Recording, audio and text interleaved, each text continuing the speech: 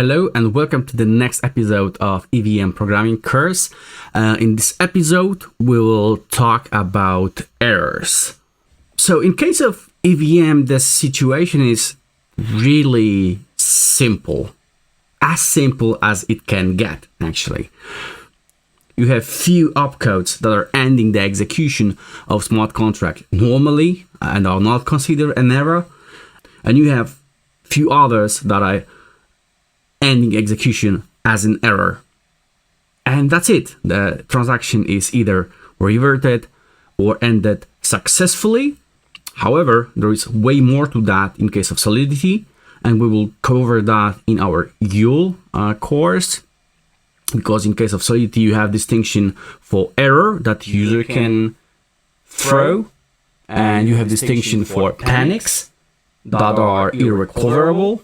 And actually, we will talk about them later, but now we'll just focus on the errors from EVM perspective. So, you have two ways of expected execution end. Those are opcode stop and return. Apart from that, the execution may end through revert or invalid. So, for example, in Solidity versions before 0.8, assert worked differently than revert.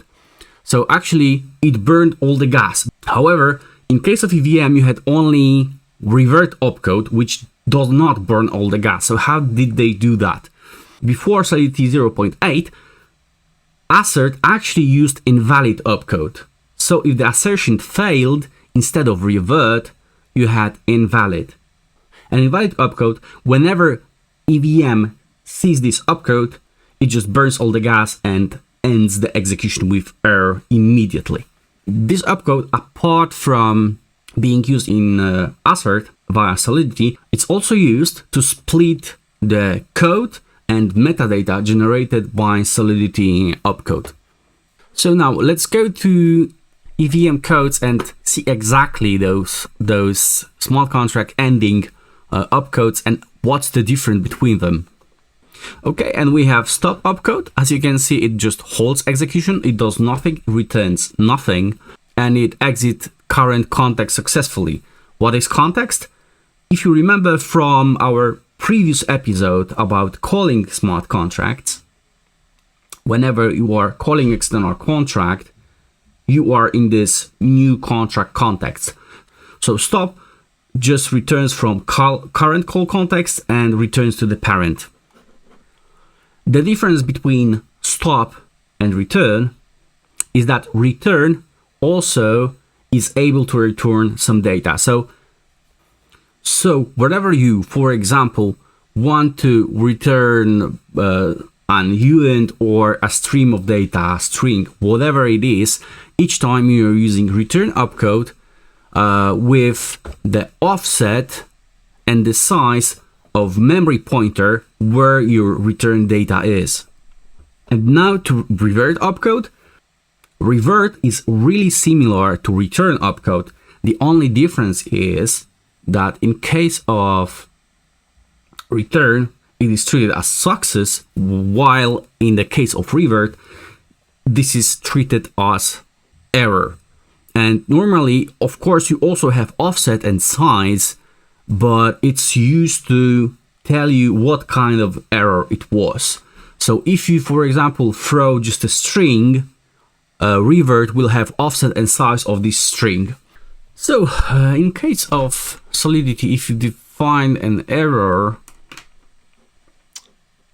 and then you want to tell which kind of error was really thrown inside, you have easy way to check for that. Okay, so you can see in this function that calls itself as an external call, all we do is revert with really bad, and the bytes that are being returned here are error selector.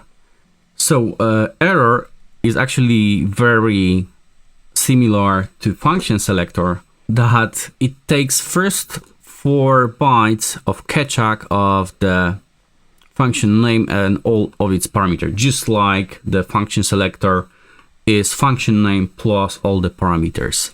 So this is the selector and those are the parameters. So this in Solidity, this allows you to then catch the error, check all the params that error returned, and react appropriately. But however, again, this is just Solidity thing. We will discuss that way more when we'll go into how Yul works. So now, what categories do we have? We have compile time errors. This does not concern EVM because they happen before the Solidity or Yul compiler compiles the code into the EVM bytecode. There are runtime errors, so those are created by reverts or invalid opcodes. And there are exceptional halting errors. And what really are those? So in certain circumstances, EVM may encounter a situation that prevents it from running the bytecode of smart contract. So those are cases, for example, of out of gas. In case that current contract does not have enough gas, this is the exceptional halting. And in case of EVM, it's treated just as revert. So what in case if we have out of gas error? So I created new error test 2, which stores 3 different variables. You can see that Solidity tells me that it would take over 66,000 gas, and I only pass 5,000. So when I call it and the gas is passed here,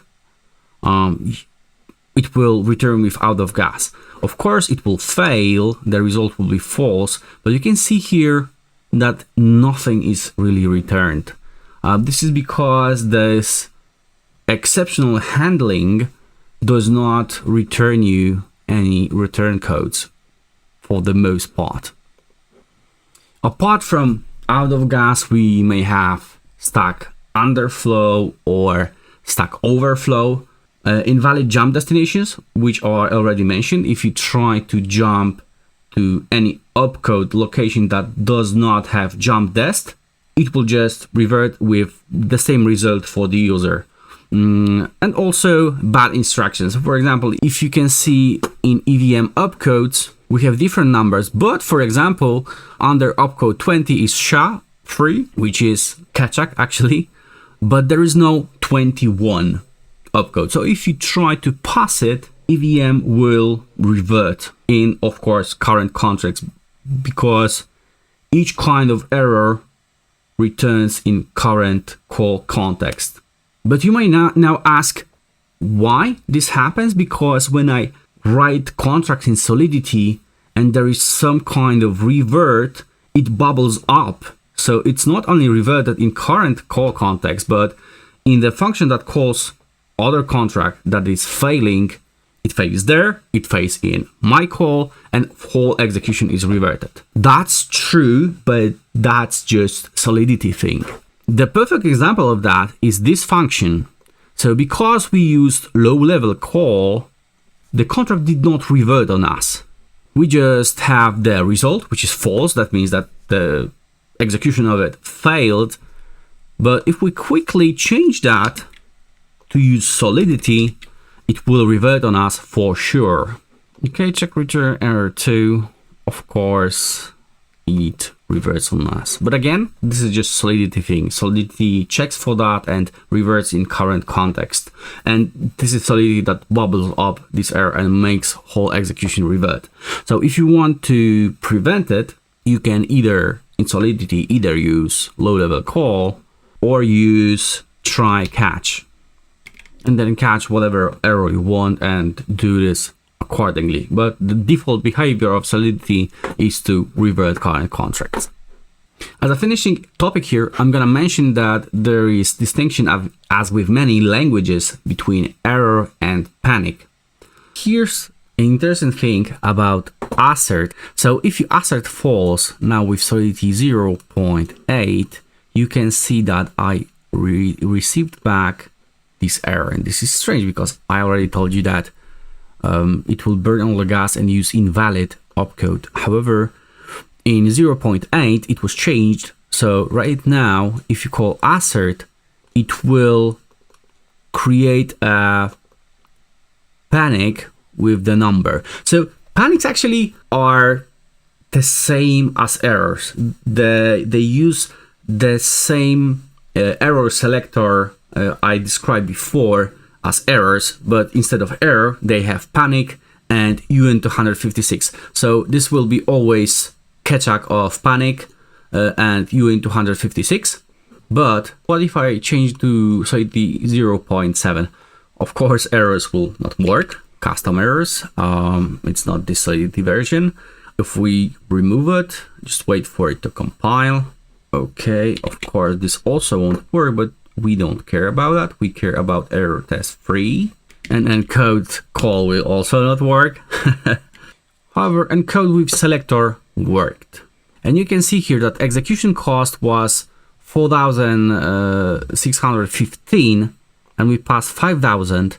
However, in 0.7, the execution cost was way above that because we burned all the gas available because assert there was not using the panic, but it was using low-level invalid opcode. So you can reference the Solidity docs concerning when the panics are being thrown.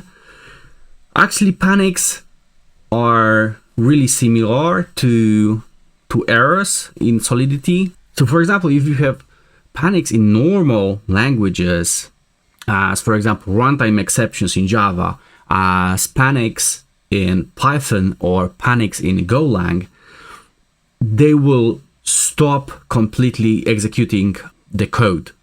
However, in Solidity they are just a different kind of error selector. Okay, that's all concerning errors inside of EVM. I hope you like it and see you in the next one.